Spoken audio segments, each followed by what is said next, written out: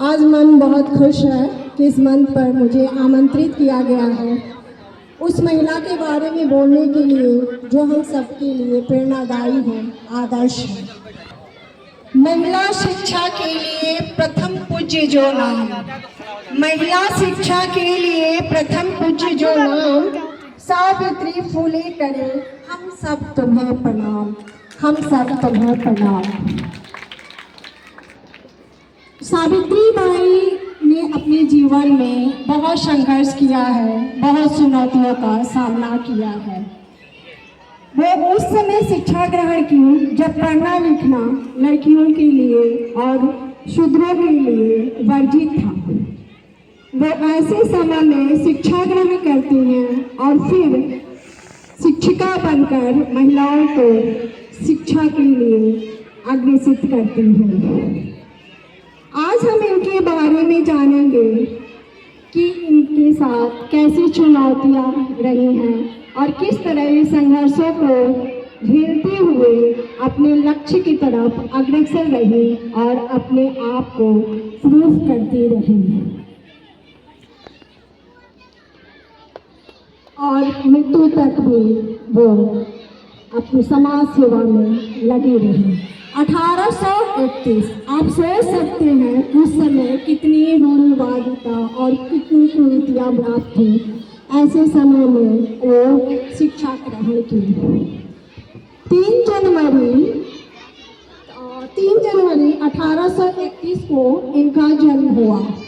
उस समय बाल विवाह का प्रथा था। इनका भी विवाह होता है 9 साल की उम्र में 13 साल के ज्योतिबाई फूले से।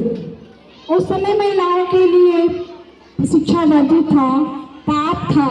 पाप से मुझे याद आ रहा है कि 19वीं सदी में एक महिला थी राजसुंदरी देवी। उनकी शादी बाल विवाह हुआ होता है और जब वो लोगों को पढ़ती हुई देखती थी तो उनको भी लगता था कि मैं भी पढ़ूं। अब चूंकि उनको पढ़ने के लिए तो था कि डराया गया था कि अगर तुम पढ़ोगे, किताब कॉपी छुओगे तो तुम्हारे पति और बच्चे मर जाएंगे।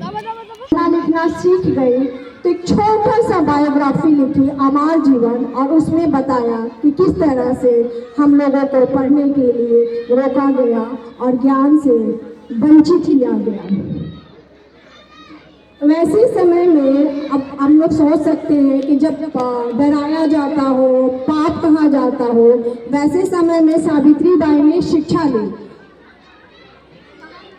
कि हम जैसे बनाए जाते हैं, जिस तरह से परवरिश हमारी की जाती है वैसे तरह ही हम बनते हैं। फ्रेंच फेमिनिस्ट है एक सिमोन द बोवार, उनकी एक किताब है सेकंड सेक्स। उसमें एक युक्ति है कि लड़कियां लड़कियां पैदा नहीं होती, बनाई जाती हैं। उसी तरह से सावित्री बाई फूले जब तक अपने पिता के घर में रही, वो उनकी परवरिश में उनकी तरह बने। उनका एक वाक्य है कि वो जब बहुत छोटी थी तो उनको कहीं से इंग्लिश की किताब मिली। जैसे ही पढ़ना शुरू की तो उनके पिता उस किताब को फाड़ देते हैं और कहते हैं कि हम लोगों के लिए पढ़ना लिखना पाप है। जब उनकी लाइफ में ज्योतिबाई आते हैं और उनको पढ़ाते हैं, आगे बढ़ाते हैं, तो हम लोग को समझ में आता है कि हम जैसे पैदा होते हैं तो कह दिया जाता है ये लड़की है और ये लड़का है। उसके बाद परवरिश शुरू होती है, कंडीशनिंग शुरू होती है।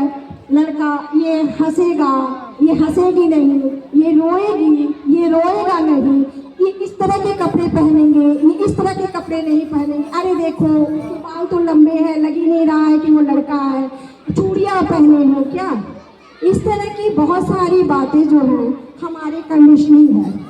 लेकिन इन सब चीज़ों को किनारे करते हुए हमारी सावित्री बाई हमें आज इस मुकाम पर लाए हैं कि हम आज पढ़ रहे हैं, लिख रहे हैं, लड़कियां बड़े बड़े पदों पर जा रही हैं, यहाँ तक कि हवाई जहाज़ भी चला रही हैं।